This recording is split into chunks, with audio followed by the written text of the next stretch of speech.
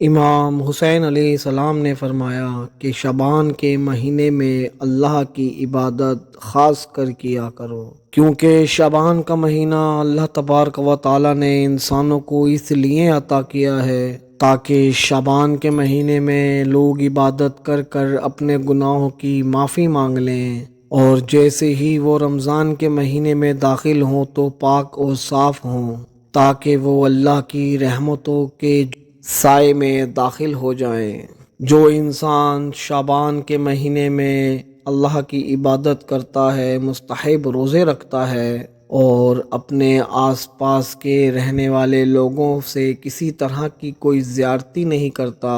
ناپ تول میں ہیرا پھیری نہیں کرتا، کسی قسم کا کوئی کسی پر بھی ظلم نہیں کرتا، تو جیسے ہی وہ رمضان میں داخل ہوگا تو اس کا دل صاف اور پاک ہوگا، تو اللہ تبارک و تعالیٰ اس کی تمام دعاؤں کو قبول و منظور فرمائے گا اور اس کی ساری پریشانیاں دور فرمائے گا۔ اور جو شخص شعبان کے مہینے میں گناہ کرتا ہے، ظلم و زیارتی کرتا ہے، ناپ تول میں کمی کرتا ہے، تو وہ جیسے ہی رمضان کے مہینے میں داخل ہوتا ہے تو فرشتے اس انسان کو دیکھ کر یہ کہتے ہیں کہ اے اللہ، یہ تیرا بندہ اس مبارک مہینے سے کوئی فائدہ نہیں اٹھا سکتا، کاش کہ اس کو پتہ ہوتا کہ شعبان کتنا برکتوں والا مہینہ ہے۔ تو اس لیے شعبان کے مہینے میں اللہ کی زیادہ سے زیادہ عبادت کی جائے اور اپنے گناہوں کی معافی مانگ کر ہر اس انسان کو معاف کیا جائے جس نے بھی اس کو کوئی بھی تکلیف دی ہے۔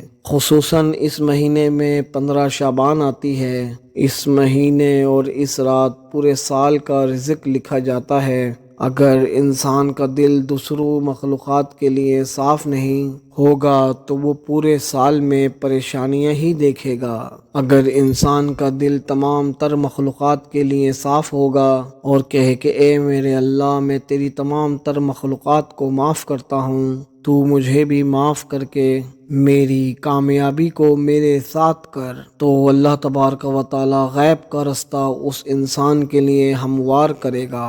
اور یوں وہ تمام تر پریشانیوں سے دور ہو کے کامیابی اور کامرانی پائے گا۔